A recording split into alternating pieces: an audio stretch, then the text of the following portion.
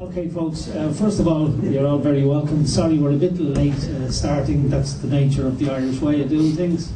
I'd like to hand you over now to Ray Whitehead, who's the founder of Direct Democracy, and he'll just give you a little run of where we are and how we got here so far, and then we'll see where we're going to go.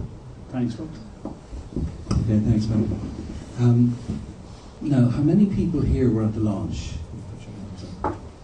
How many people weren't? How many people it's their... Okay, how many people it's their first time? Okay, so there's a few people probably have a few questions and want to know a little more about direct democracy. So we might just explain that fairly briefly. Direct democracy is a system of participation of the people of a country in the political system, and it requires the ability on behalf of the people to call referendums. So in other words, to get enough signatures, either locally or nationally. It could be 2,000 or 3,000 or 5,000 signatures locally to call a local referendum, or maybe 80 or 100,000 signatures to call a national referendum. The origins of it most recently is Switzerland, who've had it for close to 800 years. It really became the form that it's in now about 160 years ago, roughly. And they've lived quite happily with it for the last almost 200 years. Now, Switzerland isn't an ideal country. I lived there for a few years, and they have their problems. I mean, once people are involved in anything, there's going to be differences of opinion and some problems, but they're not the kind of problems we see in our own society. For instance, you never see a demonstration in Switzerland. They just don't demonstrate, and the reason for that is because who are they demonstrating against? They're demonstrating against themselves, because they're ultimately the arbiters in the laws that are passed and how their country is run. So they're not going to be out in the street demonstrating about anything. They just get signatures if they want to change something, and if the people agree with them, that's it, it's law, and it cuts through a lot of bureaucracy, it cuts through a lot of crap, pardon the expression. So it cuts through an awful lot of red tape, and it's very direct, and that's why it's called direct democracy. It comes straight from the people. Now, as I said, Switzerland isn't an ideal country because there's no such thing as ideal. We don't live in Disneyland, you know. But they do have a lot of advantages having direct democracy. They have a very low crime rate because people have grown up with the concept that if there's some kind of inequality, they can do something about it in their lives, whether it be financial or any other way. And the whole, if you look at it, we'll just make a few comparisons with Switzerland now, for instance. The direct democracy is a pretty efficient system economically of doing things. We spend about 60% of our GDP on services in this country, and I think I don't need to tell you, we don't have an awful lot to show for it. We've people dying in trolleys, we've people waiting almost 2 years for operations, all this kind of thing. You go to Switzerland, and they've won some of the best services in the world. Now they pay for it, but they have the best services in the world. And how much of their GDP goes towards those services? They only spend 36% of their GDP on their services. And yet, they have seriously efficient services. And this is because the people are engaged and involved, and they're engaged from the local level up, and it feeds from the local level right up to the top. So when you feel that sense of empowerment, that you have a say in your own village or your town, it's not that big a leap to have a say in your own county or your own or the national political system. So that's just one aspect. Now, another aspect is that there isn't that sense of frustration that we feel. And we look around us, we're always complaining, always moaning, because we feel disenfranchised, we feel helpless. The Swiss don't feel helpless, and this was the thing that I found when I lived there, was there was this tangible sense of ownership of the street you walk down. When you walk down the street in Switzerland, you feel that the people there own that street. It is their street. And a friend of mine, when I was telling him this a short time ago, and he hadn't heard much about direct democracy, but he'd been on holiday in Switzerland, he said about 35 years ago. And this is before green this and eco that. And he was just sitting in some small town or village waiting for a friend, and he had the engine of his car just ticking over. And this woman who was passing by knocked on the window. And he put down the window and he thought, what does she want? And she said, "Excuse me, would you mind turning off your engine? You're polluting the air in the street here." That's the way they think. You know, it's their environment, it's their town, it's their street. We don't have that. I mean, I think, you know, we all know that in this room, that we don't have that sense of ownership. Somebody else will look after it. Somebody else's job. It's not our concern. You know, it's not our street. You know, it's the government. It's somebody else. So this is one advantage of direct democracy. Another advantage is, that, as I said, the people don't have the crime levels that we have here, because again, there isn't that sense of inequality or disenfranchisement from their community, from their economics, from all of the things that help build up a society. We have huge inequalities in this country. So, for instance, every home, every man in Switzerland has a gun. Now, I don't know what you think it might be like if every man had a gun in Ireland, but and yet, despite the fact that we're not supposed to have guns readily available, they have the lowest crime rate in Europe, the lowest murder rate in Europe. So that's where this sense of connectedness to your environment, your society, your village, your town, your country, that's what it does to the psychology of people.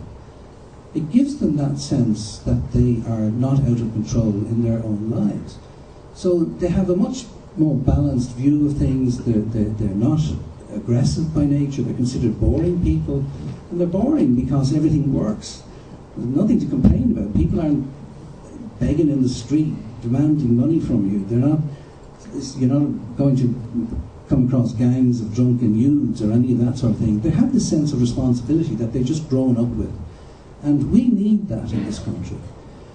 And I think we can all look at the abuses of power that we have. The one thing I discovered when I started looking into this, and I'd never voted before in my life, up to a couple of years ago, and because I just thought it was, it was a waste of time, and it was like Tweedledum or Tweedledee, or Tweedledum and Tweedledummer, and I just thought, there isn't any point. But when the whole economy collapsed, I started drawing my experience of Switzerland, and I looked at Switzerland today, and Switzerland aren't part of the EU, they're not part of the euro, and they're doing very well, thank you very much.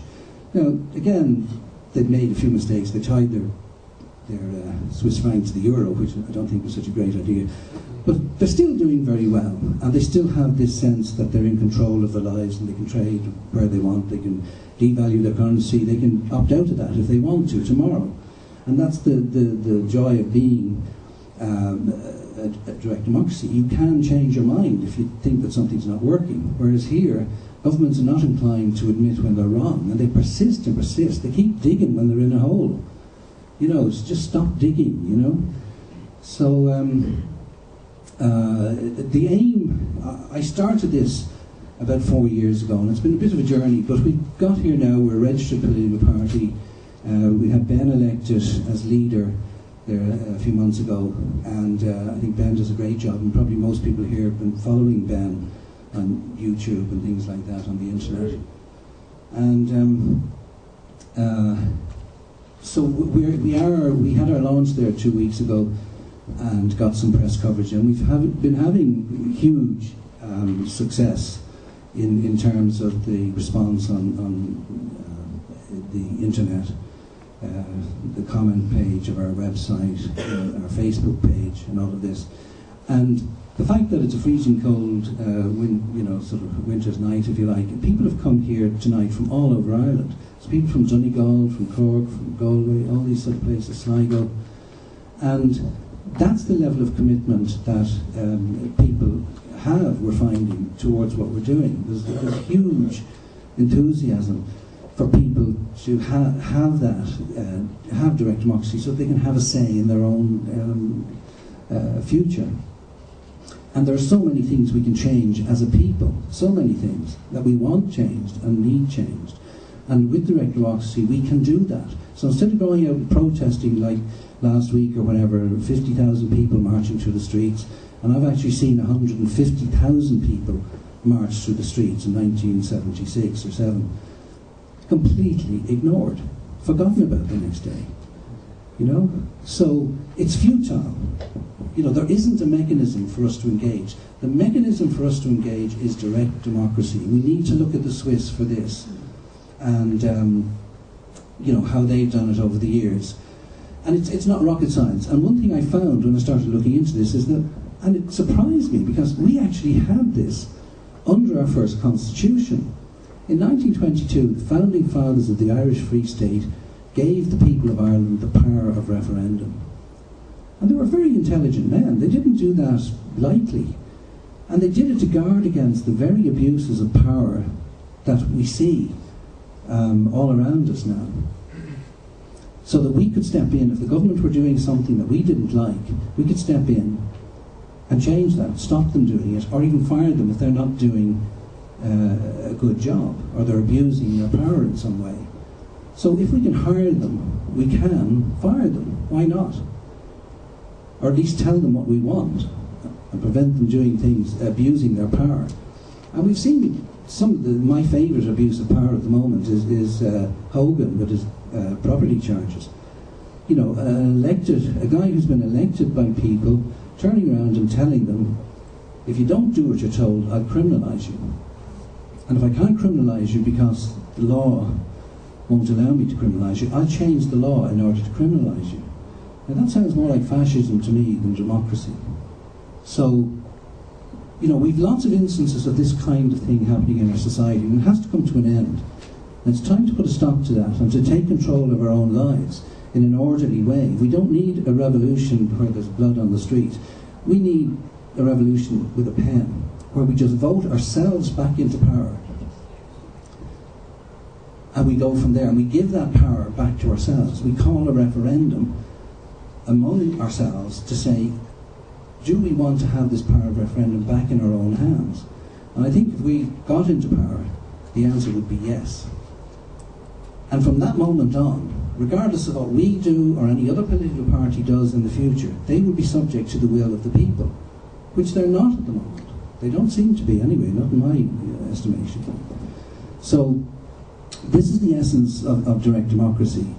It needs to be a peaceful, cooperative, communicative mechanism, structure. And that's what it is. It's kind of matriarchal system. What we have at the moment is representative democracy, where you give your power away to somebody else to make decisions for you. And they can do what they want for the next 4 or 5 years. And that system is about power and control. And you've only got to look at the people at the top and how they conduct themselves. It's not about communication. It's not about accountability. It's not about openness. It's none of those things. And it's not about caring by the looks of things, because they'd rather pay unsecured bondholders billions of euros while children in Ireland are going to bed hungry, while people are dying on trolleys, and all of the other problems that we have. So it's not a caring, communicative system, and I think direct democracy is that. And the majority of people in this country are, you know, decent, honest, hard-working people. And I have great faith in the people of Ireland. We have our idiots like every other country, but they're not the majority. The majority of people are decent, hard-working people, and I have great faith in them. And given the ability to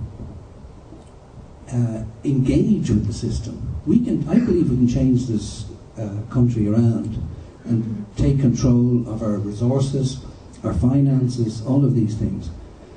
So tonight, after the launch, we thought we'd hold a meeting for as many people as possible who wanted to help out,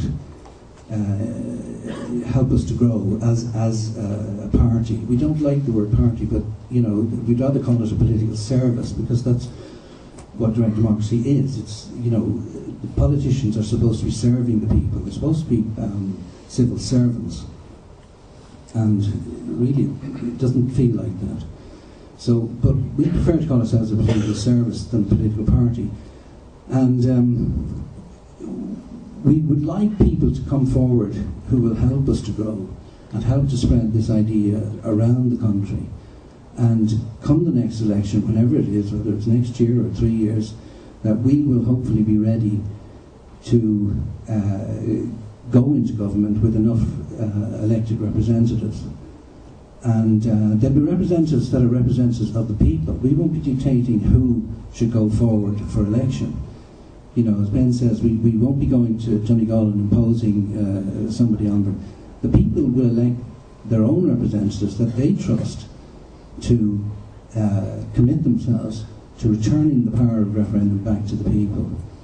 So tonight's exercise was to get some people together, find out what they're willing to do, what they're willing to commit in terms of expertise or time or whatever, or just even distributing leaflets in the area, or getting people together and being part of this movement, which I believe is going to explode across Ireland. I really believe that, because who do you vote for now? Really, let's face it. You know, there isn't an alternative, and I believe that we are an alternative. The people themselves are the alternative.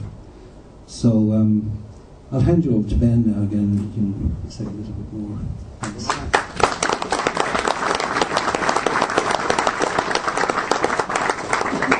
First of all, folks, for people that are aware of direct democracy, I'd just like to show our new emblem. I think it's important just to say, for people who weren't at the launch, that the three loops of the symbol are sovereignty, independence and democracy, all entwined to one on the Celtic knot.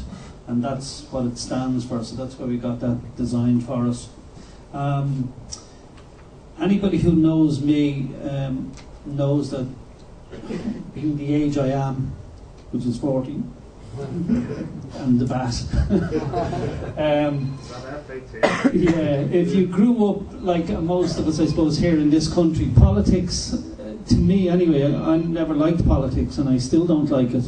It always just meant corruption. It was just another word for corruption for me. And seriously, I grew up in Charlie Haughey country out here in Raheny, and he was a good gangster because he never pretended to be anything else. But now we have gangsters in who come with the face of honesty, and this is really what gets me. I remember years ago when we talked about Nick Gleeson in banking, and we said we had rogue traders, and he was telling me now that today we've gone a full circle. We've some honest traders and everybody's a rogue bank. And that's where we've come. So all the institutions in this country has let us down. I mean, Ray talks about the civil service.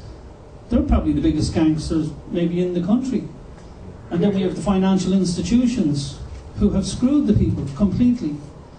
We have the government who has allowed them to screw them, and we're supposed to be a sovereign, independent state.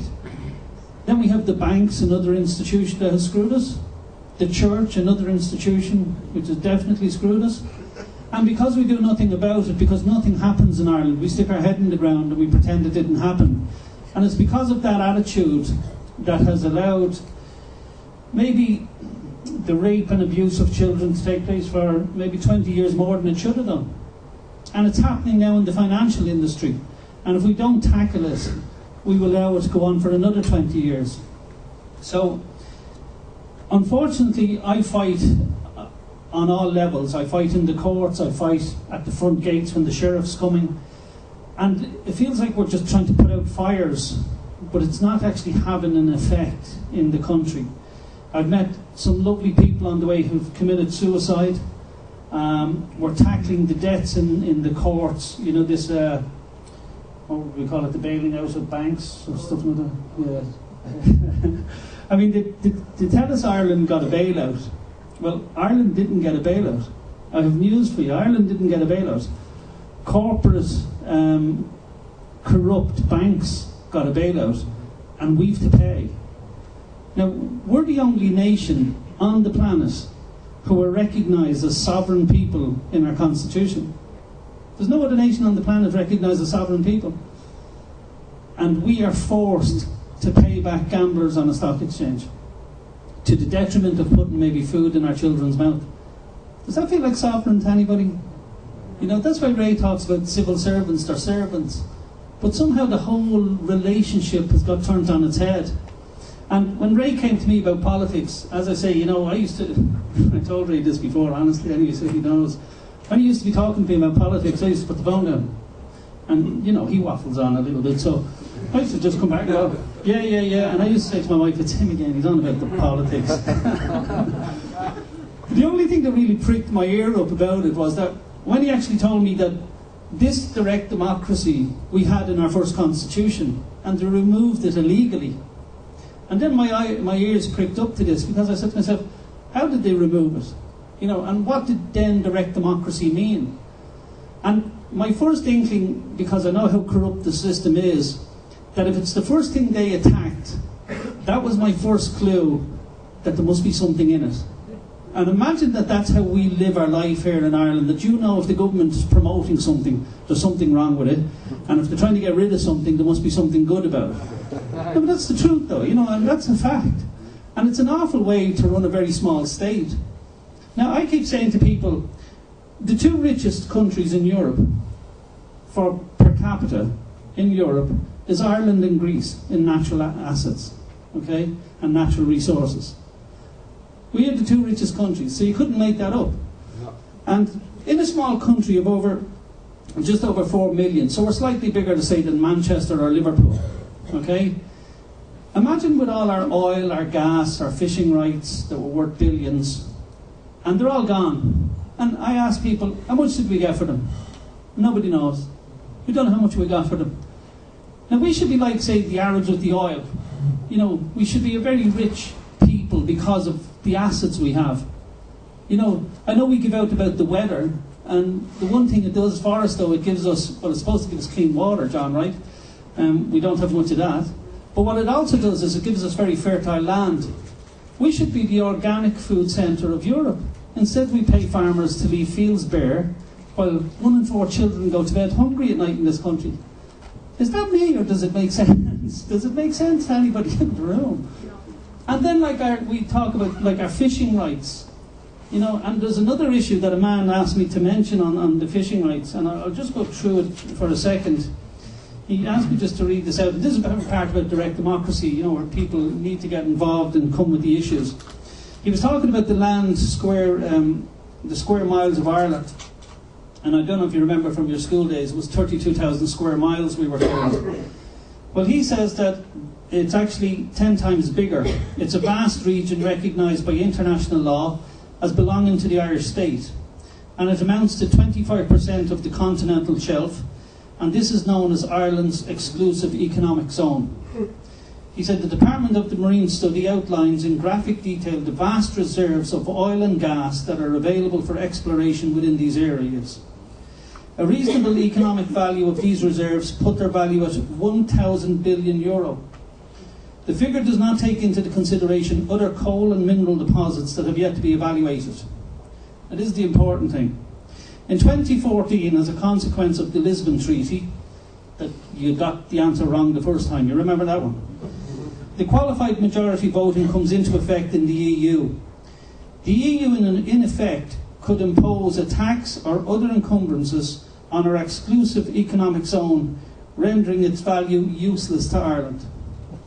So that's what's going on with the European masters. And you have the likes of Enda Kenny, supposed to be a leader of a sovereign state. And now forget we're sovereign, he's talking about giving our sovereignty away. How does he do that? How do you give somebody sovereignty away? I mean, he obviously doesn't understand what sovereignty is. You know? So he's over there in Europe giving it away. And of course, when Brian Cowen, when they got rid of him, you see the Troika come over here very quickly. And all they wanted to know was the new man as big an idiot as the last man? And then they went home happy because they found out he was. But that's just the truth. I mean, you know, it has to be said.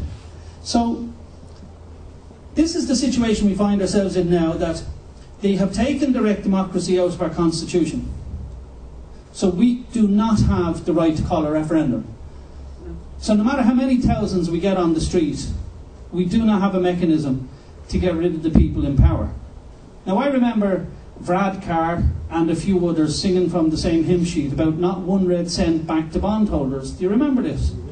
And when we used to do talks before, we used to show videos, because I think our Irish people have very bad memories. And I remember Enda Kenny said no more evictions on his watch or something like that.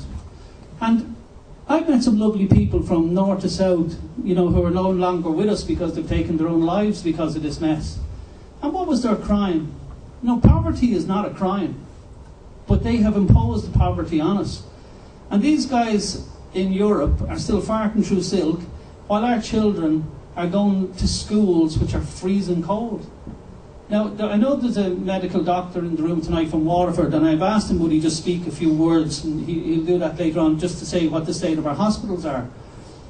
And while I don't want to keep going on and on and on, because I always keep saying, look, the time for complaining is over. But I'm just talking about the rights that have been taken away from the Irish people. Like, as I say, we were sovereign. I still am, we still are. But we just don't know how to impose that, because we allow ourselves to be downtrodden. As I say, we've ended Kenny and this country now being run by corporate banks. Our forefathers were turning their grave. The state is not 90 years old, but we've given it away to the fascist bankers of Germany. I mean, this is crazy. So unless we do something, history will not remember our generation well. I really mean that. History in all our time will not remember our generation well, and nor will our kids thank us for it. So we need to do something. And I'm not big for militant, and I don't want to see violence. So when I came and seen this way, I thought this was a great way of doing it. Just take back what we had in the first place and make sure that we don't lose it again. Because in this country we can't even do a class action. People understand that we can't even do a class action in this country. They've actually taken that right away from us as well. So we've the farcical situation of myself and my unemployed friend down there, Johnny Squires, an unemployed plasterer and an unemployed electrician, who are bringing the government to court because they're giving our sovereign money away to gamblers on a stock exchange. Now we have to go before judges who are paid by the government to see if we're right. What's the chance of that? But we may have a chance, because it's classed as an odious debt. And it's classed as an odious debt in UN law. And basically, the outline of odious debt in UN law is basically that if a regime or government took on a debt that didn't benefit the people, then that's classed as an odious debt.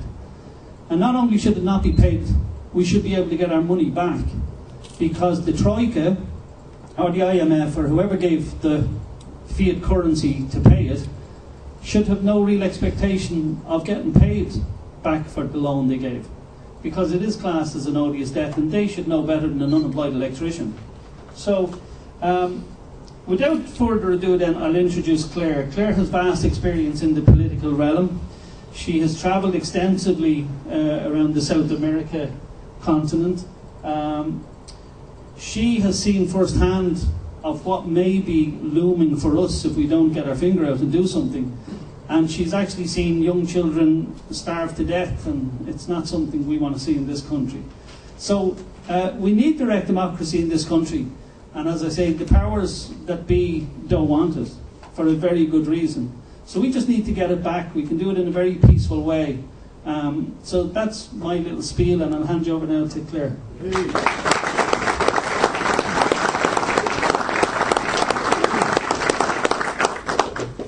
I'll just stand up for a minute and then I'll sit down if you don't mind.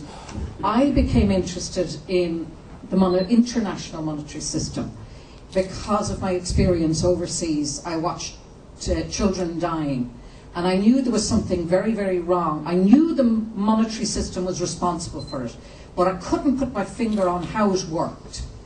And I became obsessed with trying to learn how the international monetary system worked. And I came back home and I set up a business and I brought up my children. But for the last 4 years, I've been studying the international monetary system, and I think I've got it now. And I know, from what I've learned in my studies, I know that we could be the Switzerland of Europe within 5 years.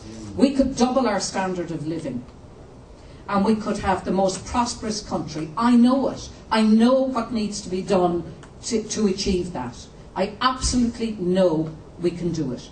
And the great thing about direct democracy is that you go back into your own community. You notify all the organisations in your community, from the GAA to the ICA to the IFA to everybody in your community. You notify them that they have the right to choose a candidate in their constituency to represent them. And there'll be no whip. That person has to represent the people in their constituency. And if they don't do what the people in their constituency ask, they will be, you can fire them. Simple as that. We do not tell you who you can select or not select. It's power back to the people, and no whip. You represent your community or you get out. Right? Now, the first thing you have to understand to get to the crux of what needs to happen is, you see this, I could have a dollar or a Swiss franc or anything else in my hand, and do you know what this is worth? Nothing. Nothing. There's nothing backing this except confidence in your government and confidence in your country. That's all. Nothing. Right? If the government in Ireland had said to you 1 year ago, we're going to put a 15% tax straight off the top of your salary, what would you say? You would say, I'm not having it. Isn't that what you'd say? Well, you've had more than 15% tax. If you earned 20 euros 6 months ago, it is now worth 15. And if you were in the United States in 4 years and you had $20, it's worth 10. And the reason is they keep printing it to the point of your enslavement. Because, and as long as they can keep printing the money, the more money they print, the poorer you get, because your costs go up. Petrol has doubled in price in 3 years.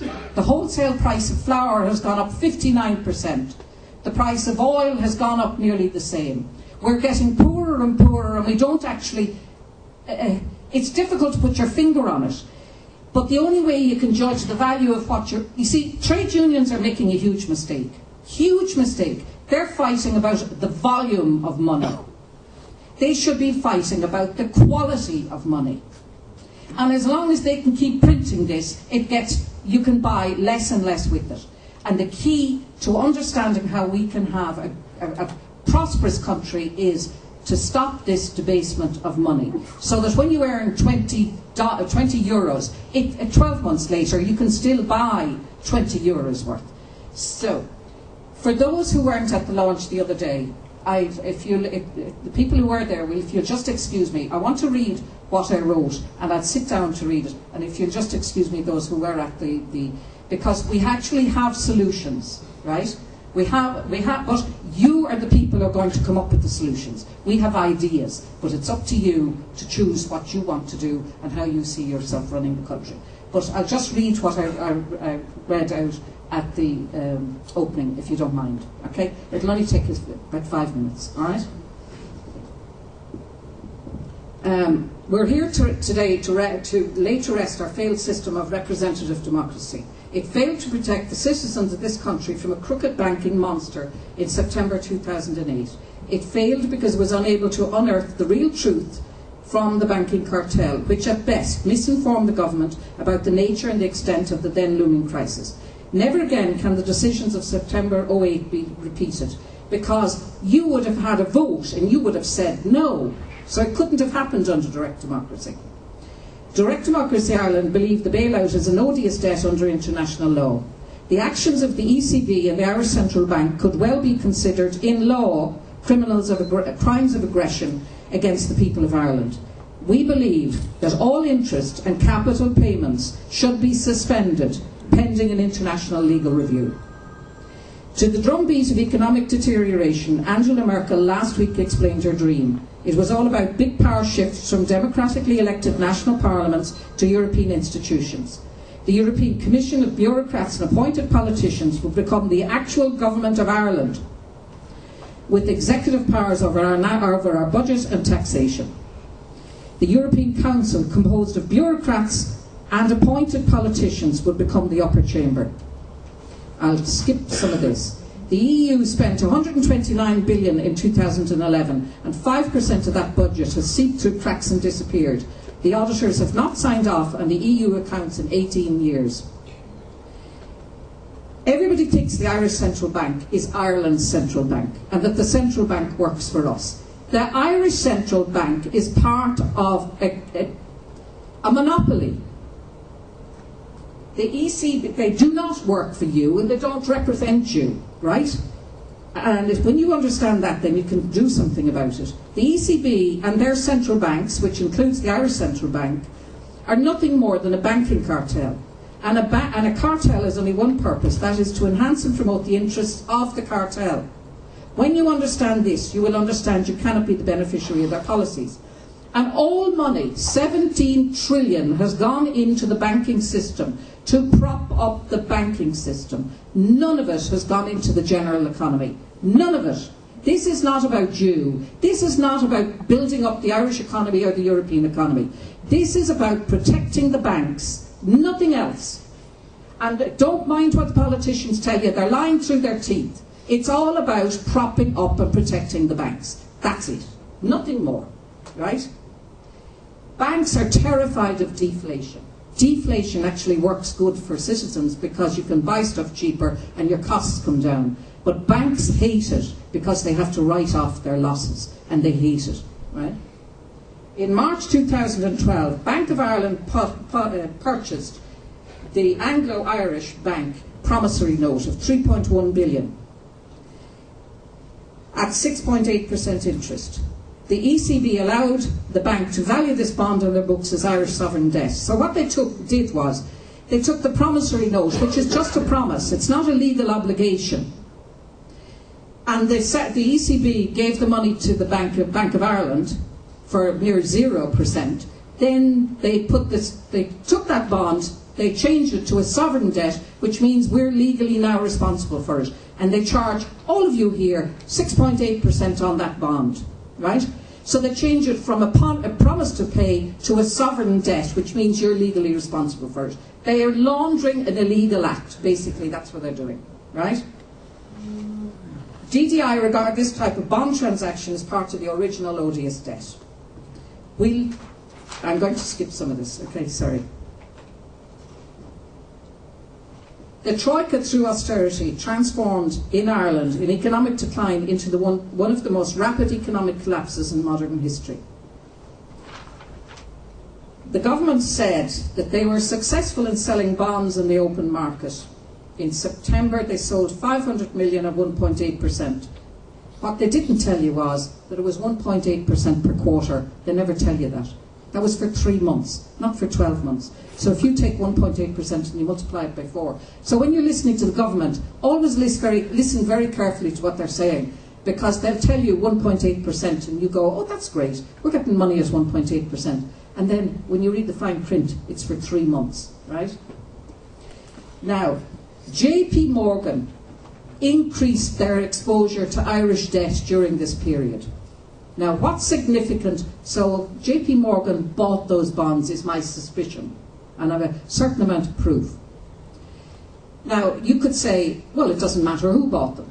Well, it does matter who bought them, because JP Morgan is financed by the Federal Reserve in the United States. Now, you need to think about this very, very carefully, because when they went into Brian Lenihan and they put a gun to his neck, to his head, and said, you have to do this bailout, the IMF wanted to give us 30 billion write-off, and someone put a phone call into Gertner in the US Treasury, and he said under no circumstances. So we got no write-down because the United States said no. Now, if JP Morgan are buying our bonds now, when we go, the bond market will collapse, and when it does, we will be asked to pay on the spot, and the United States, for the second time round, will have us by the neck. We have to, a lot of people think that buying bonds is the solution to our problem. Just the ECB will give the money and we buy bonds. You're setting yourself a trap for your total destruction. We have to stop the bond buying. We have to stop it, because we will never get our sovereignty back if we don't. Never. We are walking into a trap. The ECB and their partners took the decision to protect the bondholders. If the ECB want to cover losses of professional investors, let them use their own money. Instead, they decided to control to economic terrorism. The government and the ECB are now dependent on banks to launder the odious illegal debt. and the banks have become dependent on the ECB to provide them with cheap money. Effectively, you now have a corporate state. So you have the government and you have the banks hand in hand, and we're the suckers who have to pay for it. Now, in Italy, if you look up the terminology of corporate state, it'll say one word: fascism. That's it, in a nutshell. And it's getting worse by the day.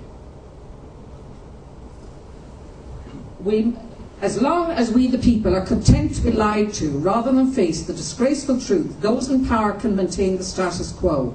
We must have the courage to make the necessary changes. We need a culture of sustainability and caring about future generations. And the longer Ireland continues to comply with this bailout agreement, the greater its debt burden becomes. When the people of Ireland give DDI, Direct Democracy Ireland, a mandate, and really you're giving yourself a mandate because you're selecting your own candidates, you're giving yourself a mandate. And if they don't do what you ask them to do, you fire them. It's as simple as that. You can't fire the current politicians. They could be there for 20 years and there's nothing you can do about it. When the people of Ireland give DDI a mandate, the sale of state assets proposed by the Troika and the government to pay this odious debt will cease. Please take note that any contract signed or sales completed by that date will be treated as part of the original illegal odious debt. Please also note any contract signed in relation to the disposal of state assets where irregularities or corruption was suspected will be legally reviewed. And everybody knows that the only person who reviewed the contract for the oil and gas in Mayo was Ray Burke, and he was in office on his own. Not even the civil servants went into the room. I won't bother reading out the rest to you. We really, for our children's sake and for the country's sake, this is worse than 1916, because we're taking on not just one empire, we're taking on the United States, and we're taking on Europe. It's very, very serious, but we have to have courage and we have to do it. And if we stand together, we actually can do it because we're sovereign. Thank you very much for coming.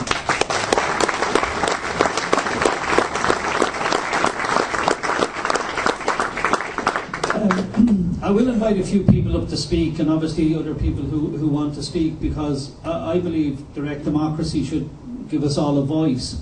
The only thing that I have fear about that is when you have more than 10 Irish people in a room talking about politics or religion, it'll normally end up in a row. So what I would ask us to do is not to dwell too much on what we disagree on, because we all will disagree on stuff, and I don't think we should dwell on that. I think that's what's wrong with us sometimes. I keep saying that, like, we're on the good ship Ireland and we're heading for the iceberg, and there's a ship in the water called Direct Democracy. Well, some people don't like the colour of the ship, and other people give out about the colour of the life vests and this sort of thing. And I say, look, it's a democratic ship, get on and we can decide what colour the lifeboat. We can argue about the trivial stuff and we'll get nowhere. So while I say wouldn't be a fan of the rat poison they put in our water to dumb us all down to take all this nonsense in, and there's other issues that I have, they're my own issues. And I know several people in the country agree with me on certain issues. Like, I generally think we shouldn't be paying back gamblers on a stock exchange. Maybe not everybody in the room agrees. That's fine, that's democracy. I'll take you outside though. No, I'm joking. That's democracy. And we have to accept democracy, warts and all. It would be a very boring world if we all liked the same things in life. My grandmother said we'd all be after my granddad. So, we need to just concentrate on direct democracy, because what direct democracy does is it gives us the platform for whatever it is we strongly believe about. So I know there's members in the audience tonight who want fluoride out of the water. They wanted it out for the last 10 years. And what we're saying is, if you get involved in direct democracy and you set it up in your area, please don't talk about fluoride in water. Now, as I say, for me, I'd like fluoride out of the water. But the movement, if you like, or the party has to be kept true to its word for everyone. So what we do is we try to get direct democracy, the mechanism of it, back. In other words, give the power back to the people. Then let the people raise the issue of direct democracy, or sorry, of the fluoride. Let's not put the cart before the horse. You know, get the horse in front of the cart, and then we can go to where we want to go. And we needn't argue too much about the horse or, you know, what we should feed it. Just let's start getting something right in the country for once, because otherwise we'll argue about it all night. So if we all stick to the issue of, you know, when we try to set it up and people want to get involved, leave your other issues outside the door. I'll do the same. And what we need to is just get the power back to the people first. Like if I have Vradkar or Enda Kenny or Noonan or any of these balloons, I would much prefer to trust the people of the state. The people of the state will not screw themselves. But these people have been screwing us for years. And that's what the problem is in the country. So let's not dwell on what we don't do well or what we don't agree on. Let's get the power back to the people first. That's democracy. It may not be ideal. I think we should have a dictator. I think it should be me. I'm a very fair fella. but otherwise we're left with democracy. It's not probably perfect, but it's a damn sight better than what we have now, because we don't have democracy now. I mean, as I said, Fianna Fáil were dying on their feet.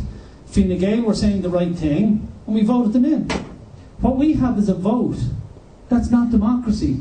They tell you one thing, they get your vote, and they tell you to piss off for another 5 years, and you can do nothing about it. That's not democracy. That's a vote. So, the first person, Alan, if you don't mind, would you just mind coming up and just give us a brief outline of what you experience in the health service on a day-to-day basis? Sorry, will you be taking questions later on? Yeah, we'll take questions then from the floor and advice and everything. Like, we're not saying we have all the answers, but, you know, we trust in our forefathers that if we had direct democracy, I genuinely believe if we had direct democracy in this country, we wouldn't be in half the mess we're in now. Because the bailout or that other nonsense would not have happened. You wouldn't have needed a referendum. They would have just said, look, they've direct democracy, they'll call a referendum. So there wouldn't have even need to be one. Thanks, Ben.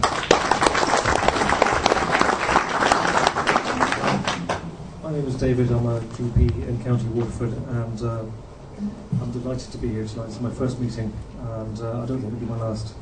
And it's great to see there's some hope for the future. Every day, sorry, I should just say a little bit more about myself. I suppose just the important thing isn't the CV. The important thing is, I suppose, is since I was 3 years old, I wanted to be a doctor and care for people, and that's where I'm coming from. And it's about being genuine to people. Sorry, you can tell I'm not professional at this. Every day I see people suffer under what we've got at the moment, and when the speakers just now were saying about how important this really is, I don't think they can stress it enough.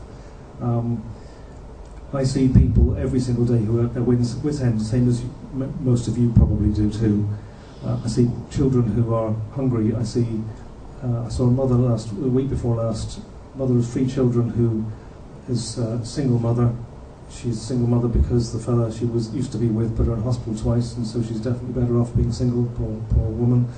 She has 3 lovely children, and but she's losing weight. And I was talking to her, and I said, well, why? Have you got any idea why you're losing weight? Because the children are fantastic, and they're doing very well. They're very healthy.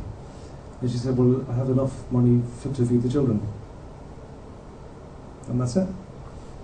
I talked to a teacher from Mallow in County Cork last week, and she's in a secondary school in Mallow, and because they've cut the number of teachers, the class sizes have gone up, and there are not enough desks, and so the children are having to use the windowsills to write on. This is 2012. This is one of the richest countries in the world potentially. We've got one of our banks that we own, and we've got a fellow at the top of that who takes 500,000 a year in pay, and when he retires he'll take 300,000 in second pensions for as long as he lives, and we pay for that. And as Ben said, we've got 1 in 4, 1 in 5 children hungry when they go to bed. And at the same time, we've got an epidemic, as you heard yesterday, for those of you who heard about the obesity report that came out. 1 in 4 adults, 1 in 4 7-year-olds even, who are overweight and obese. We've got this ever-spreading spectrum of unfairness in our country, and it's a sickness that we have to deal with for our children's sake. And as a routine, I don't know how many people here who have applied for a medical card or a renewal of a medical card and have had it turned down or delayed or lost.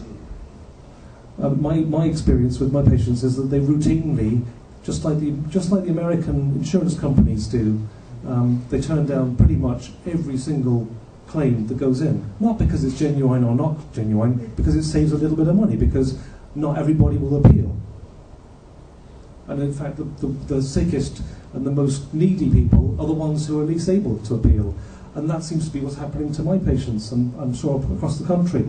The people are having the medical card applications turned down, people are, the applications are being lost. I've got patients now having to register the post now to send the stuff in.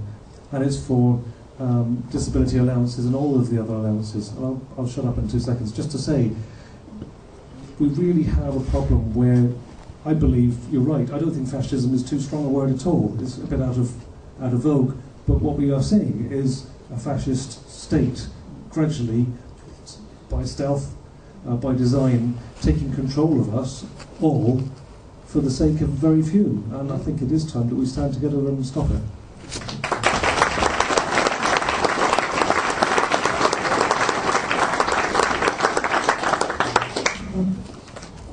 There you go.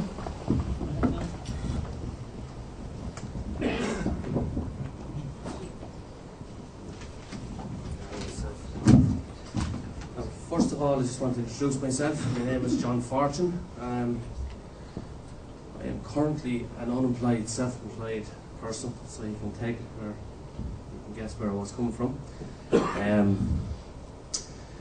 And basically, I just put a few words together here that I think might be a cornerstone in what a lot of the problems are in society today in Ireland, from where I stand and what I see.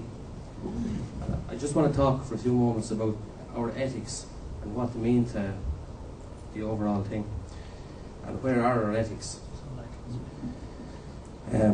Firstly, our government currently works under a justice perspective with a Kantian and utilitarian approach.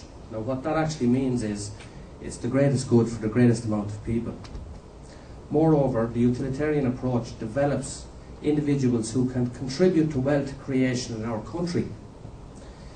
While people are earning for themselves, they are also creating wealth for an organisation.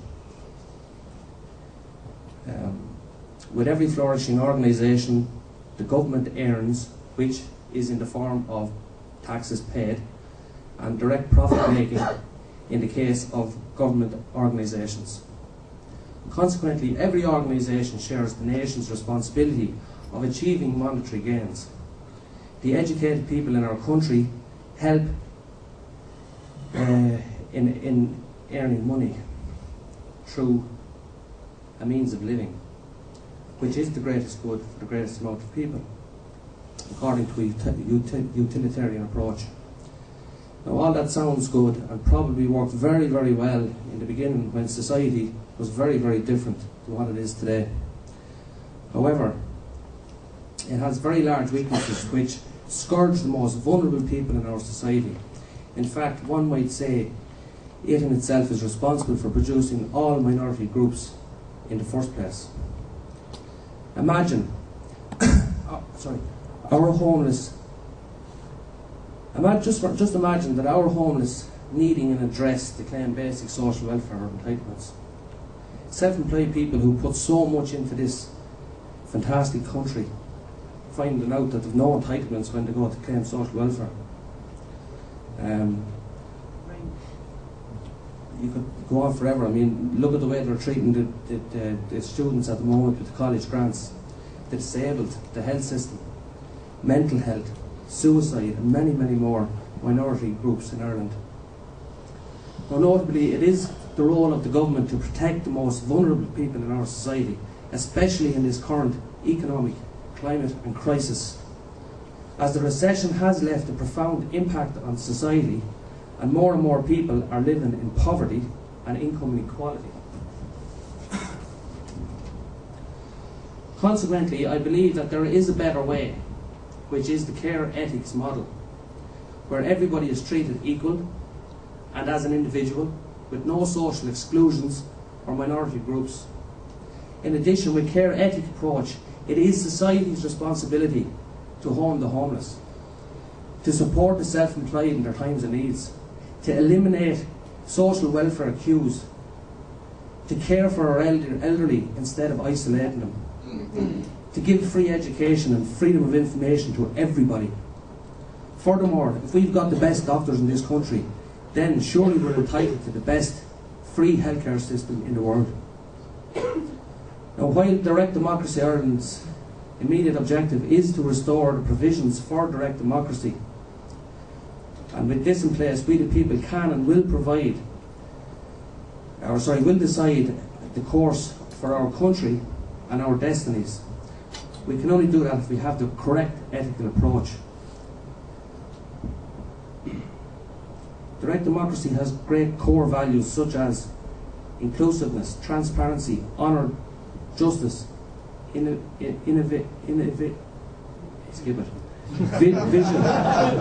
communication, fairness and accountability.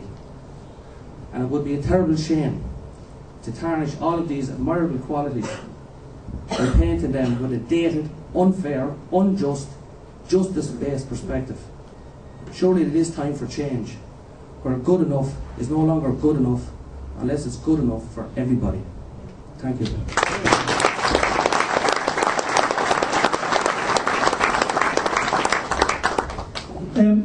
I think we can maybe open up for a few questions or something like that. You go easy, you're always having a go at me. And it's not okay.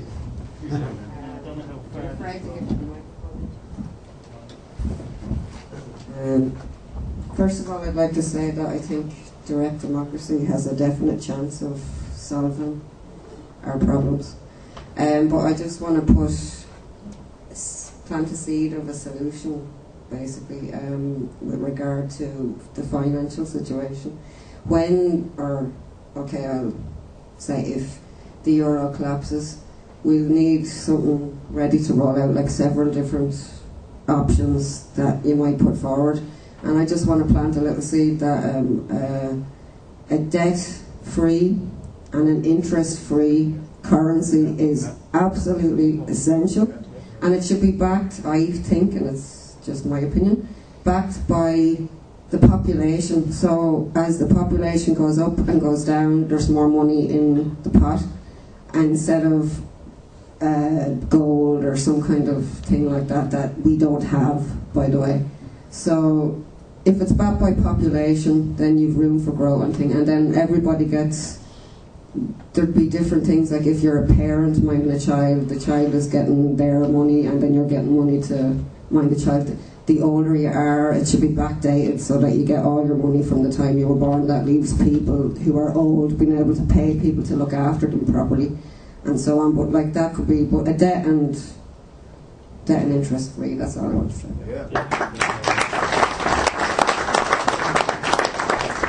Okay, so I mean, we could come up with probably good ideas all night, and that's why I trust the Irish people, because I think you have what's called wisdom of the crowds. I don't know if anybody knows that theory, but my objective is not whether we should do that with the currency or whether we should do that with the health system, because we could be here all night and we could hear great ideas all night. My objective is to get direct democracy in. Do you see what I mean now? But we all have great ideas, and I'm not diminishing anybody's idea. That wouldn't be my nature. But what I really want to emphasise is that we need to move forward now and get direct democracy in, because time is running out, and we really need to do that. So what I intend to do is try, get people involved. What we need to do. Within a few weeks, we hope to have an interactive map, something like this. Do you want to just give a quick demo of it? We have a number of offices already set up around the country. I just heard today we have a new one now in Letterkenny. And we will have details of the people that you contact. You will just float over the screens like this, and we will hope to have the contact details of where. So this can grow like wildfire once it goes out. But all I ask to everybody is just to be honest to what it is we're trying to do. Direct democracy has to be the number one. Leave your issues to the side. Get the platform to get the power back to the people. Trust the Irish people, in other words, but get the mechanism in place first. You know, don't bring your issues, whatever they are. I mean, I have issues. You couldn't live in Ireland and not have issues. So rather than drown us all out with the issues, let's see how we can move forward, and we'll take suggestions maybe on the best way to move forward with direct democracy rather than the issues, because now we're starting to put the cart before the horse. And because we've done these talks, people do come up with some fabulous ideas, and it's not that I'm trying to diminish them in any way, but just let's get direct democracy in first, because like the protests that I took place on Saturday, and we did one a couple of months ago, I don't remember if anyone was against the household charges, there was thousands of us on the street, and we were at the Fine Gael Adi Deshi or whatever they call it, what they were partying, and they would basically look out at the crowd and start pulling the blinds down. And I never felt as little as I did in my life, and I never felt as unsovereign in my life as looking at these people, grey men in grey suits. I don't mean like this sort of distinguished look, but I never felt as small in my life, you know. And it was really that day I realised that protesting is not going to work. Protesting does not work, and I don't want to sound insulting to people who protest, because they're good people, you know, but they just maybe don't have another avenue to go down. So what I'm saying is, let's get this avenue going. Let's use this first, because if you're against direct democracy, there's something wrong, there's some vested interest, or there's something else going on. And I don't care if you're Fianna Fáil or Fine Gael or left or right or up the centre or any of that nonsense, it doesn't matter to me. Once we get that the people will not screw themselves, it doesn't really matter who's in power, once we hold the reins and we guide the horse. So that's why I don't want to get kind of dragged off into different issues tonight. I just want to try and push forward with direct democracy. So if we have suggestions on how we might do it, because I don't have all the answers either, but what we are trying to do is move in the right direction. So I'll go to you next. It's just this man is closer.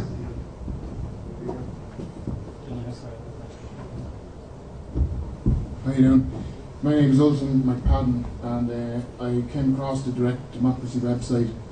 Thought it was very intriguing about 2 missing articles from the Constitution, and I came here this evening to see was there any substance to it, or were we just total crackpots? I'm delighted to. You're not fully decided yet? No, I fully decided. Which way? Let us in. No, what was I going to say there? The one thing I think you could do to help expand your cause is to use much better use of the social media like Facebook and Twitter. I don't know if anybody was following Sean Gallagher's presidential campaign. I know some people think he's a paedophile or a pervert now, but he's not. He ran an absolutely brilliant campaign on Twitter and Facebook. He came out of absolutely nowhere to almost win that election, and I think if Direct Democracy Ireland were to follow a similar route using Facebook and Twitter to really galvanise people into fully understanding what your message is. The problem I had when I read your website was I could see only these 2 particular things, which is putting the articles back into the Constitution. So my questions were, well, what are they going to do about Quangos, what are they going to do about this, that and the other? And I mean, I understand now that doesn't matter, because that will be decided after we have put DDI into power. That's it, thank you.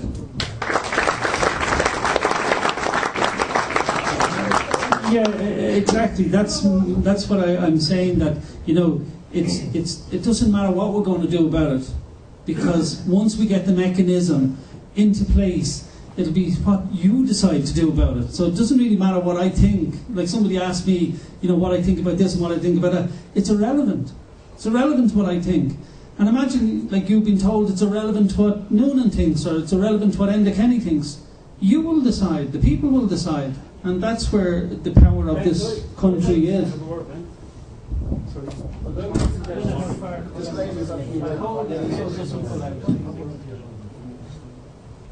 Hi, Brita Murphy from Kildare. I was interested to see what was missing from the 1922 Constitution. But I am becoming more and more aware of the way the language has been used. even where I live, people are saying, sure, we have nothing left, they have taken our sovereignty. But I try to explain to people our sovereignty is not gone. What they're talking about is financial sovereignty.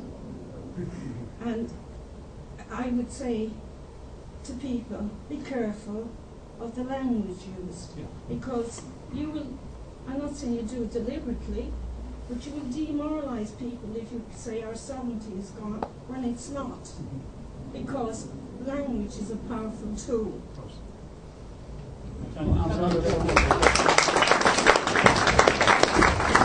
I think anybody who knows me will never hear me saying sovereignty is gone.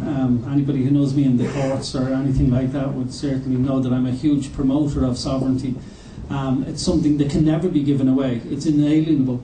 So, and I'm a big promoter of that as I go around the country. However, that's my issue, you know, and I should practice what I preach and just go with direct democracy. So, I know there's a few other hands there. So that man there, he was Thank you very much. Paul Egan is my name. Paul Egan is my name. I'm very impressed with the fact that some people can come along and talk politics without the flash and without the spin. Well, some of it may be a bit on the rough side, at least it's all honest, and I'm very grateful for that. But a couple of things intrigue me. I can't understand how you can have a political party with a load of mavericks who, you know, wouldn't be subject to any whip, and they could be dismissed at the whim of the electorate. For example, if, you know, they didn't vote for free Smarties for the kiddies on a Sunday or something like that, they could go as easily as that. And the other thing that I don't think you've dealt with fully is Fianna Fáil are still about, and they're beginning now to multiply like a dose of the clap. And as long as Fianna Fáil are around this country, and as long as Mick Martin is able to after what they've done to us, to become the most popular leader in the state, I don't think we've any great future. And I think we should be looking to, you know, in a legal way, to burn them out and fillet them and get rid of them once and for all. And then we could go forward, because otherwise we're going nowhere.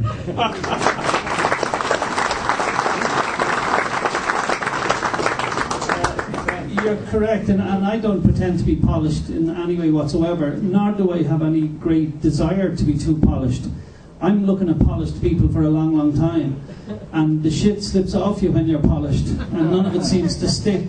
So I'm a bit kind of rough around the edges, but one thing I do is just give you honestly what I think. And as I say, if you don't like that, then I don't know what else to give you. But I'm not going to have speechwriters come for me and have me all look polished. But I didn't say I didn't like it. I paid tribute to you. For and I agree with you, and I could try to be more polished, but that's not my desire. My desire is just to get direct democracy into place, get the power back to the people, and then I would say CNR, because then my children are looked after as are yours. So that's really just my issue. And there's a chap here. Terry Lawton is my name, from Wexford, and first of all, as Ben said, we got to make this movement operational first, this platform operational, you know, before we can actually use it effectively. And in order to do this, we need to understand the enemy we face here, the bankers. Sorry, can you hear me? You're not used to karaoke. Hold the microphone. Okay, yeah. We need to understand what we're facing here. You know, the bankers and the nature of the banking, as Claire was talking about there. But I think we're sales people. If we're going to be selling this, it is a product. Unfortunately, it is going to be classed as a product when we're out in the streets or when we're in an office trying to sell this idea of direct democracy. Direct democracy to me is just freedom. You can't call it freedom party, you know.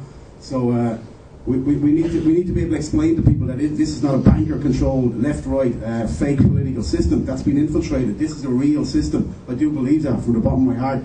It's for real. These guys seem really for real. They're straightforward people, and there's no polishing about them, you know, as we're talking about. They're for real, they're from the heart, you know.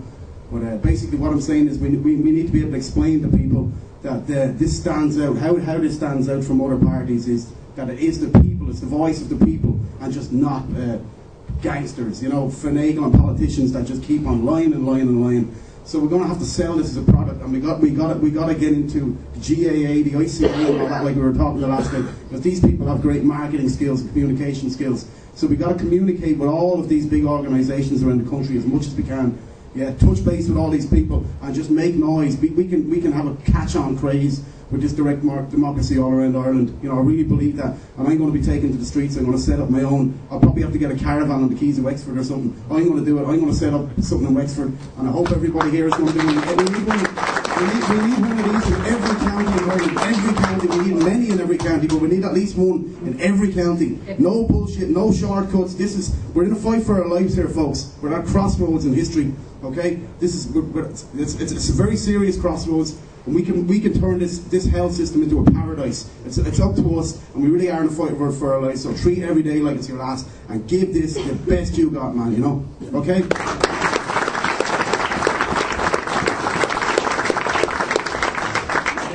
I get encouraged more as we go along with this direct democracy thing, because we do these meetings from north to south of the country, and it's the same sort of thing. We see new faces the whole time, and new people get up and they say something because they understand what it is. It's not very complicated. You normally complicate something to screw somebody out of something. That's why banking is so complicated, but all you're doing is putting in money and taking money out.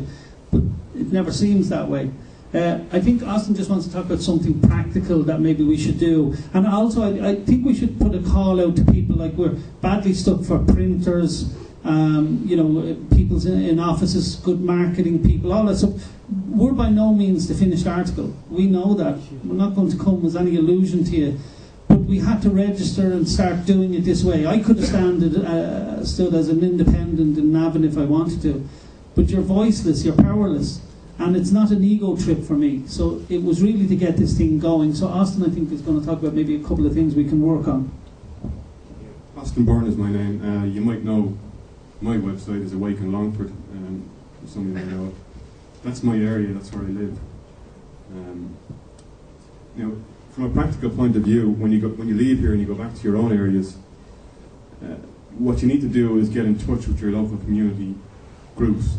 The easiest way to do that is to go to your county council. They have a list of all of your community groups. You need then to arrange in your own head a date for a meeting, and that you're going to meet up with one or two individuals from each individual community group and get them to come to your meeting and get the message across to them about direct democracy. They'll bring it back to their own community groups. All you need to do is plant a seed in their mind.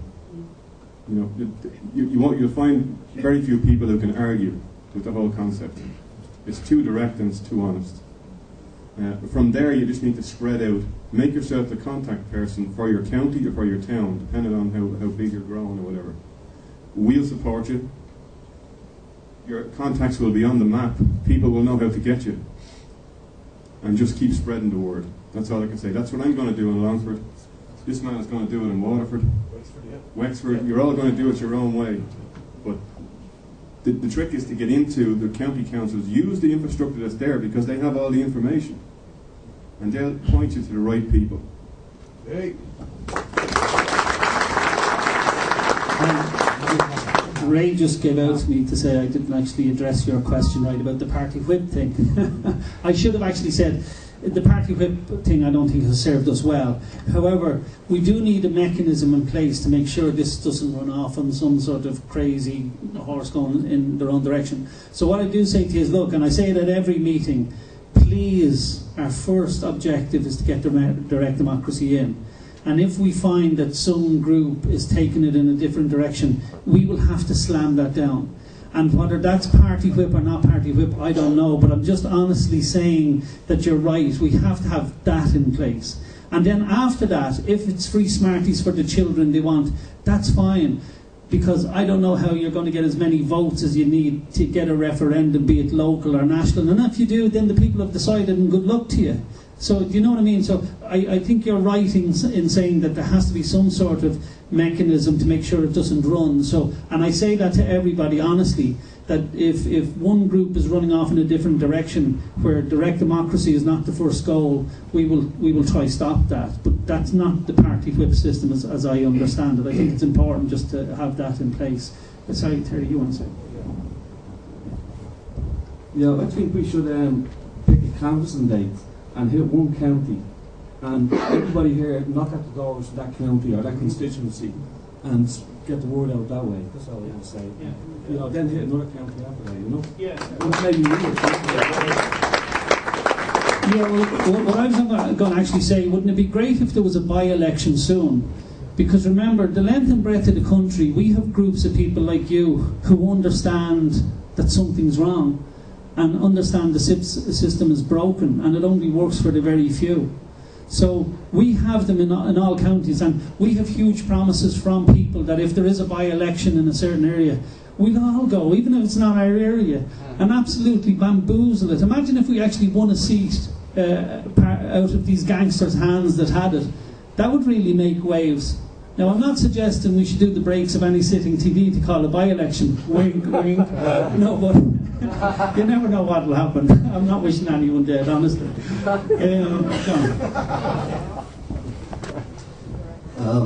John Wilson. I'm from Derry, in the north. So long as you have your health.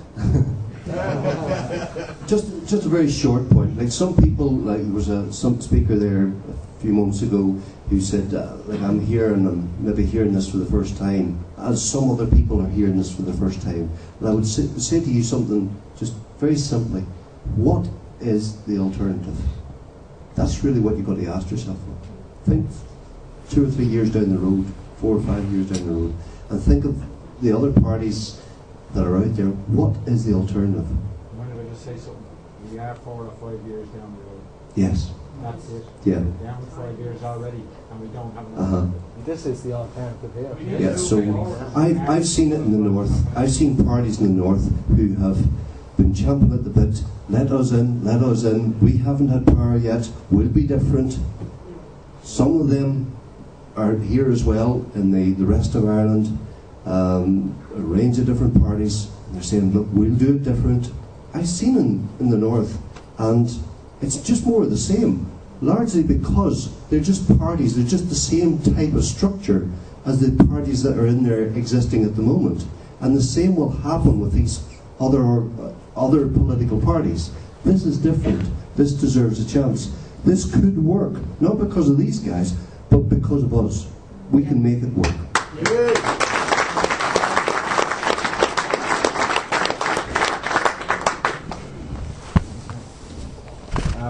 Just as this man was saying there, like there was a lad saying earlier on, there's nothing like Fianna Fáil are seeming to creep back through the cracks again, and the only reason they are is because there is no alternative, and this is an honest alternative, and I can't see how a majority of people could refuse the ideals of this, you know. But another thing they were saying about Sean Gallagher making his moves on Twitter and Facebook and all that stuff. Like, there's a lot of people who aren't on social networks, and that's why we need to get on the ground and working and going door to door and out in the streets and dealing with people. And one query just popped into my head a while ago about the local elections or referendums and possible national referendums. You need 80,000 votes or signatures to get it. Like, could it be a problem down the line if, let's say, you had an issue and you got 80,000 votes from Dublin, and maybe the rest of the country weren't that into the idea, you know, and to push it for a referendum. Another referendum would still be going to the rest of the country. Yeah, well, that's it. I mean, if I was looking for, say, fluoride out of the water, I wouldn't stay just in Dublin. I mean, you know, you get wise about how it would move. Now, I don't know the number of votes we should decide on. Again, you know, direct democracy will decide on that, as us all, I mean. But I would put a table outside the GPO in Dublin, or do one in Galway, do one in Cork, or do one, you know, wherever I needed to get the votes in. If I was really struggling for a long time to get the 75,000 votes or whatever it is I need, well, if it took me that long to get the 70, I'm probably not going to get it passed on a majority, so there must be something wrong with my idea. And so that's the safe mechanism of it as well. Just a point of accuracy. In the original constitutional articles, wasn't it no more than 15,000 from one county? So you needed. Yeah, that's right, and we can work on the mechanisms between us. But the beauty about it is that it will be the people that will decide. But obviously, even as Direct Democracy Group, we will work out the strategy between us all and see what's best. Sorry, my name is Martina, and I just have a question. Sorry. I don't know, it is a question because I don't know whether you can do it or not. I hope you can. I've seen loads of party leaflets coming through my door, and a lot of them are ignored. And when you knock at doors, people don't want to talk to you. I know. So why can you go to colleges? Can you go into colleges? Can you get people involved, and like people my age involved in what your idea is? And then like with the Facebook and Twitter and everything else, nursing homes, going to places where people will listen to you and you can actually have conversations with them. Because I don't know whether having you know, like a meeting in one place. I know what you mean. Exactly. We have set up a Facebook for Direct Democracy. We've set up a website. We tweet. We do all that sort of stuff. I'm not great at that. But we have IT guys who give their time absolutely free of charge to us. And it's not an easy job. Like, we're at them all day, every day. Will you change this? Will you do that? Look, I'm not going to say it's going to be easy going around door to door if there was an election on. But I'll tell you one thing, I wouldn't like to be going around with a Fianna Fáil or a Fine Gael vest on me. What would I be selling? No, but seriously, what could you say to someone at a door? It's very hard to convince the older generation. Yeah, exactly. But you see, it's the young generation just would not put up with that. And I would hate to be going around door to door selling Fianna Fáil or Fine Gael or Labour or any of that nonsense. I actually went up for election as an independent in the last election, and I found it very easy. You just stand on a doorstep and ask people if they want to have a say in their own political future. And the answer is usually, yeah, I'd like to have a say in my local community, in my local... And you say, well, there you go, there's one of our leaflets, this is what we're doing, we want to put that power back into your hands. And it's very simple, and they go, that sounds good. You don't have to go through a whole lot of political jargon. I'm talking about the younger people, as in but that'll be up. But that's it. That's going to be up to you. That's going to be up to the people to, to get that message out there, to engage and participate. And we hopefully will be able to supply leaflets and this kind of thing if we can get financial support. And we're going to need that because we don't have any great means of financial means at the moment. We don't have any actually, really. But so we're relying on people now to go out into their communities like you, talk to your fellow students, talk to people. I had a mother and an uncle in a nursing home for the last 4 years until recently. They've just passed away. And I was constantly promoting Direct Democracy in the nursing home. Everywhere I go, I talk to people, whoever they might be, to try to spread the message. And that's what it's about. It's a grassroots movement. It'll be you telling 10 people, it'll be everybody in the room telling 10 people, those 10 people telling another 10 people. And that's the way it has grown to date. And it is growing very fast at the moment. So it will be up to you and everybody else just to do their bit. And that's why we have this meeting, to try to get you to go out there. And before you go, I'd like everybody to make sure that either they've filled in a membership form or just come up here and give us their name and email. Their email address, so that we can contact you in future and find out how you can help or how we can help you. So that's all I'd say. Our message is very simple. It's not hard to stand on the doorstep and say, do you want to have a stay in your local community? Yeah, and can I say there's a load of leaflets as well. What we'd ask you to do is take a bundle of leaflets home with you and just start it. This will be like a computer virus, it'll go wild. People like what and it's not my message. It was left to you by your forefathers, so you don't have to trust me about the message. My name is Andy. I'm Andy Camp on Facebook. That is my name to that. But we have two questions. What is the practical time frame in this? Is this prior to the general election? Is it prior to 2014 before the resources thing goes through? And second question, sorry, I had this in my head. Fuck it.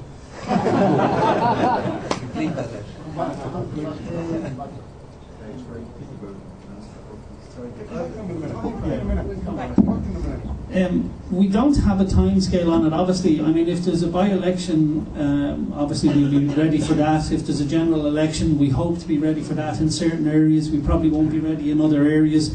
But that's up to the people in them areas. And hopefully, we can grow strong and do it quickly, because I really think we need to do it quickly. Joe, did you want to quick?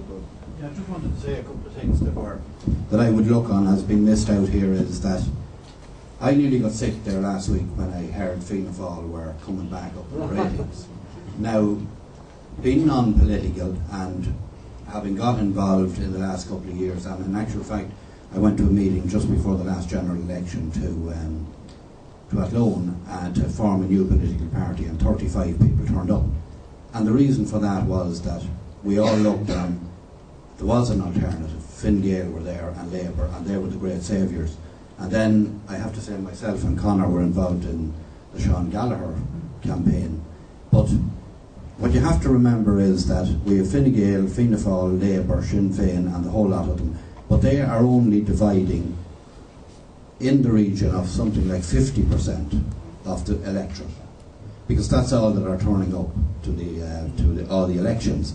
So that's the positive part of it from the point of view of if we can tap into the 50% that never vote, and you can do that by telling the truth, because the old saying liars have to have good memories, and we can see from the Fine Gael as what happened in the last election. So I think if we keep attacking what's there by telling the truth, like telling the people that this debt should not be paid back, and give some hope, because I have never seen such desperation as has crept into this country in the last couple of years, and we continue exporting all our young educated people, and we still listen to the lies. So if you focus on the fact that we have 50% of untapped voters, and don't worry about where Fianna Fáil are going, because as it stands, if you look at Paolo Tobin, our TD in the Navan area for Sinn Féin, he's pretty close to jumping ship. And I've spoken to a lot of the backbenchers on Fine Gael that have nothing to do with running the country, that are willing to jump ship if they can see that there is another ship there. So I think we need to concentrate on that, and we don't bar any political party from jumping ship, you know. And I think we should concentrate on that, on the 50%, and not worry about Micheál Martin, because I think he spent most of his time in the shower with Bobby Ewing or whatever.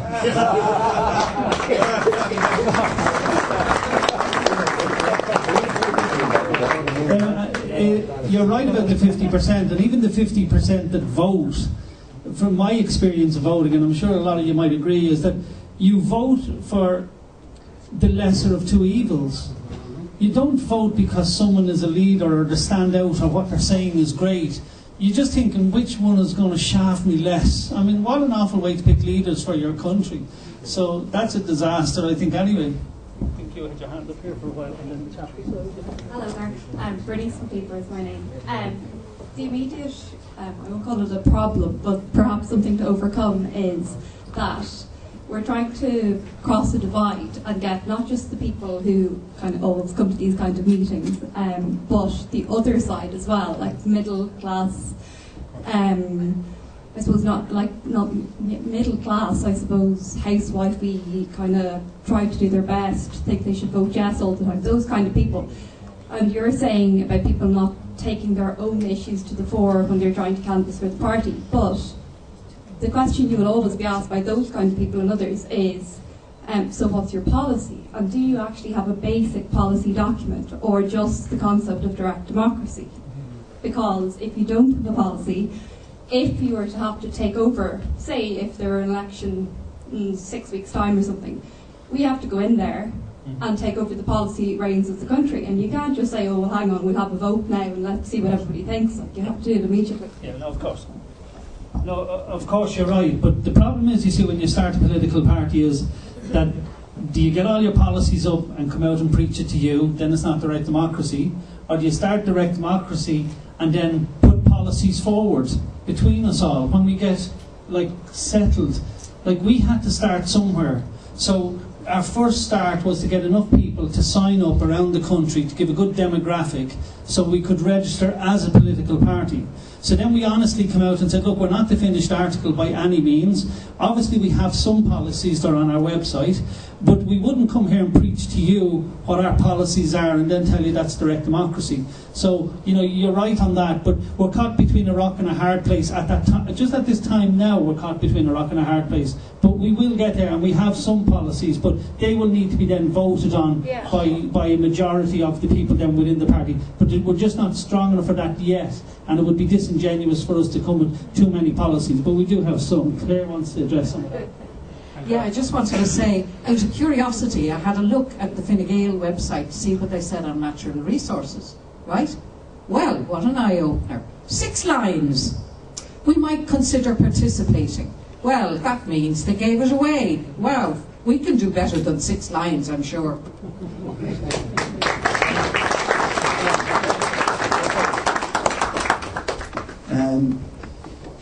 Just like to comment on something Terry said earlier. He said that DDI is a product that we're trying to sell, and this lady here was wondering, it's hard to go into a place and try and convince people come listen to this.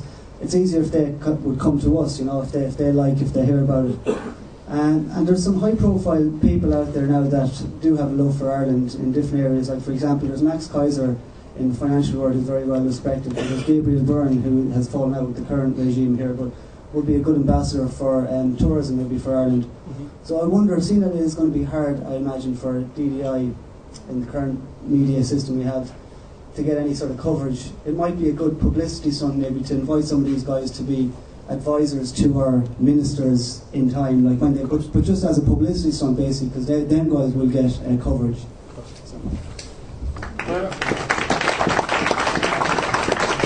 We have already been invited on to Max Kaiser to talk about it, and he gets 6 million hits a day. And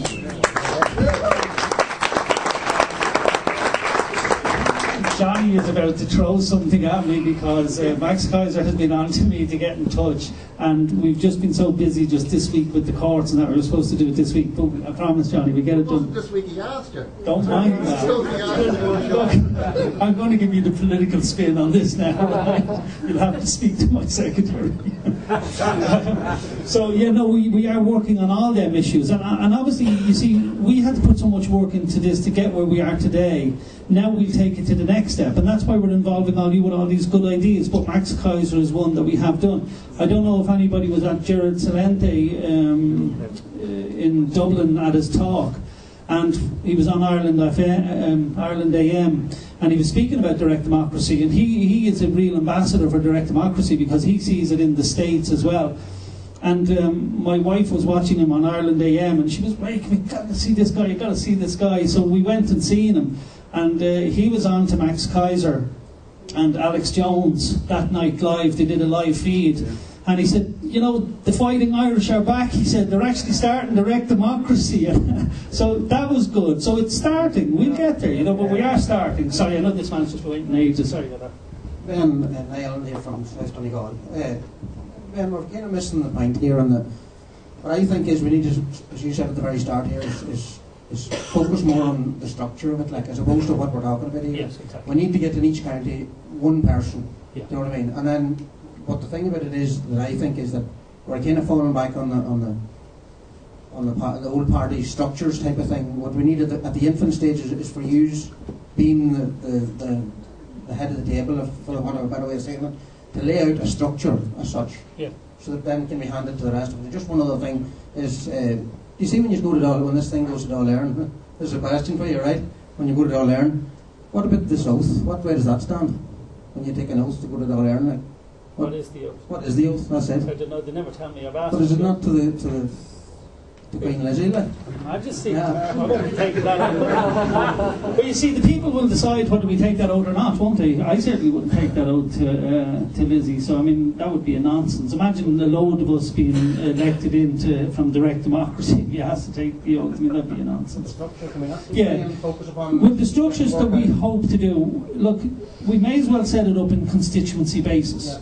And so that's what we've done. Our map will be interactive on constituency basis. So if you float over Donegal North, what we would have is to show the active members who would be, in that area. But again, it's disingenuous of me to come down to Donegal and say, "Oh, to you," or "It's you," because I could be picking the village idiot. Because that's what they've done in Meath. That's me. But that's. But on the initial stages, I know what you're saying about that there. Democracy will find its own level. Yes, of course. But at this stage, it needs. I know that it needs. It's all right saying it's up to us, like. But personally, myself in South Donegal wouldn't know how to set it up. I know what it's about and everything else. So then, if there's a directive coming from wherever, we have a set of directives that we will be putting out. Again, nothing is set in stone because you see we're caught between a rock and a hard place because we're just starting. Obviously, we have to have directives, we have to have policies, we have to have everything. and we can't just keep saying, well, the people will decide. That is the nugget, but obviously we have to have policies that we want to put forward as well. But in general, the people will decide, so nothing is set in stone. But we do have frameworks and stuff like that. We do have a number of offices around the country within the constituencies, like North Donegal, as I say, I think is Letterkenny, am I right? Yeah. So there's one in Letterkenny, and then south is down Killybegs way, is that right? No, okay, I'm disaster on the geography over that in that wild west or wild northwest place anyway. Yeah, you can see why it's one of them northern counties they didn't want to cross the water. Are you an All-Ireland party?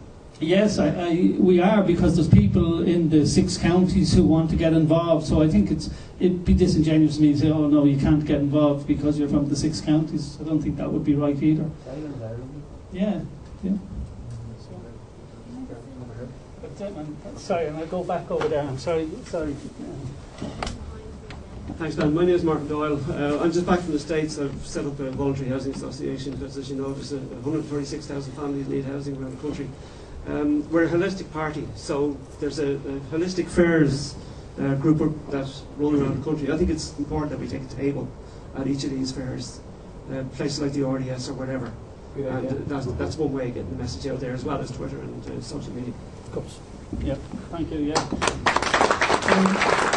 The reason obviously we set up as a party as well, instead of running as just maybe a couple of independents, is I genuinely believe independents don't have a voice. I think it's a waste of a vote, and I hate to say that to good independents who really tried hard. But imagine if we got enough money, say, to do a party political broadcast before the news. Now there's a real whammer. You know, all you need is 5 minutes to explain direct democracy.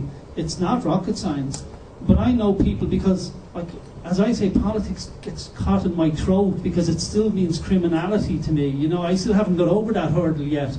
So imagine what a breath of fresh air it would be to hear direct democracy, because RTE, of course, run from us like, you know, it's like Satan getting sprinkled with holy water or something.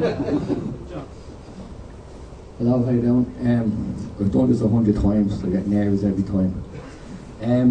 So basically, I've stand there so long. Basically, what I'm saying is, I've been protesting a long time, marching and giving out and everything else. So I've gone old protesting, celebrating Dad's birthday and occupied Main Street.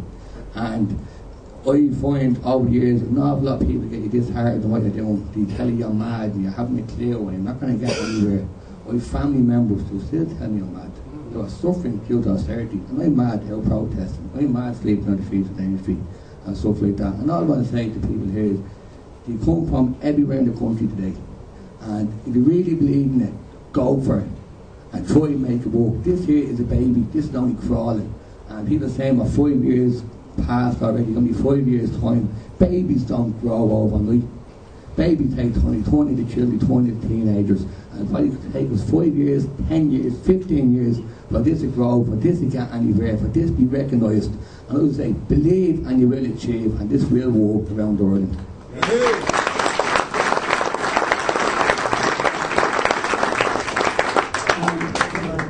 Folks, I just wanted to speak just a little bit. I know where these keep flashing me at time because the hotel are giving out. So look, we want to float up, obviously, all the people. Please sign up. Please tell other people to sign up. And we'll move forward. If you want to get in touch, all our details will be up on the Trim office. We have a number of offices around the country.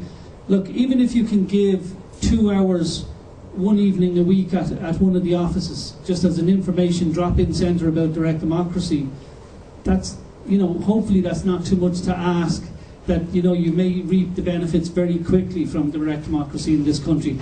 I'm sorry we didn't get to everybody who wanted to speak because we are seriously under time. Ray has to finish as well at the hotel. I know I've given him grief. Thanks, folks, for coming. Please take leaflets, and if we can answer any questions in the future, just email, phone in, whatever it is you want, and we'll give as much support and help as we can to you. I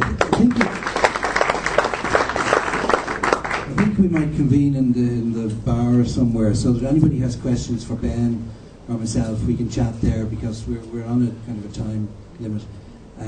So Ben can answer any of your questions, or myself or Claire, in the bar after we tidy up here. So thank you everybody for coming, and make sure you get your email address to us. And also we have to pay for this room, so we could just have a whip around. There's some donation boxes outside the door, and maybe if people just put £5 or something to help us pay for this room, it would be great, because we're all unemployed, unfortunately.